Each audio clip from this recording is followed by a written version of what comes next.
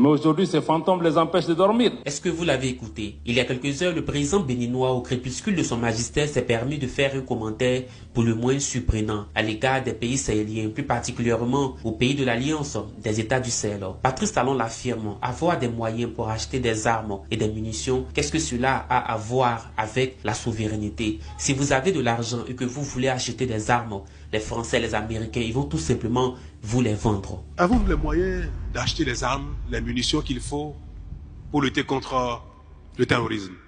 Qu'est-ce que ça va avec la souveraineté? On n'a pas besoin de rompre tous les liens de partenariat, tous les liens de coopération, tous les liens de relations internationales pour proclamer sa souveraineté. Être souverain, c'est être capable, dans un partenariat, de défendre ses intérêts. Dans une coopération, de défendre sa position, de défendre son intérêt. Et si vous avez les moyens d'acheter des armes en Amérique, ils vont vous les vendre. Si vous avez les moyens. Si vous voulez acheter les armes en Turquie, ils vont vous les vendre. Si vous avez les moyens d'acheter en France, en Italie, en Allemagne, ils vont vous les vendre. Les gens font écoutez le président Trump, il le dit sans gêne. Vous voulez les armes de chez moi, payez, je vais vous vendre.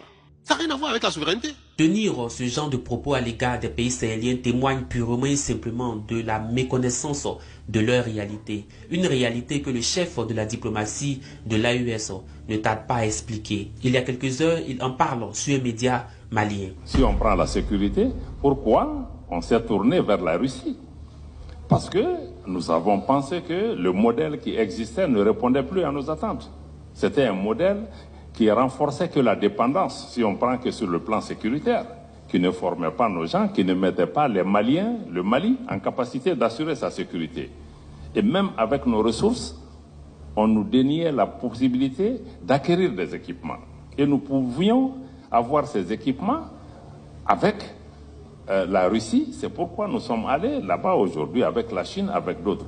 Donc pour nous, le curseur, c'est notre intérêt. Que ce soit dans le domaine sécuritaire, dans le domaine du développement ou même dans le domaine des relations entre États, mais là où l'intérêt nous commande de partir, on ira. Dans le passé, ce qu'on nous niait, c'est qu'il fallait être autorisé par Paris, par Washington pour faire ses choix. Aujourd'hui, on s'est totalement libéré de ça.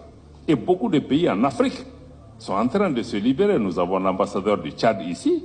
Ce n'est pas un courant AES. Il y a l'AES, mais aujourd'hui, la dynamique que l'AES a enclenchée, mais traverse le continent entier parce que les gens veulent vivre dans la dignité. Les gens veulent vivre dans le respect. Les gens veulent sortir de la dépendance, de cette arrogance, de cette condescendance de penser que nous sommes supérieurs. On connaît nos anciennes puissances coloniales, on partait dans des réunions, à peine s'ils n'allaient pas dire aux gens, tu ne peux pas aller au Mali, mais le Mali nous appartient. Pour parler au Mali, venez chez moi d'abord. Donc c'est ce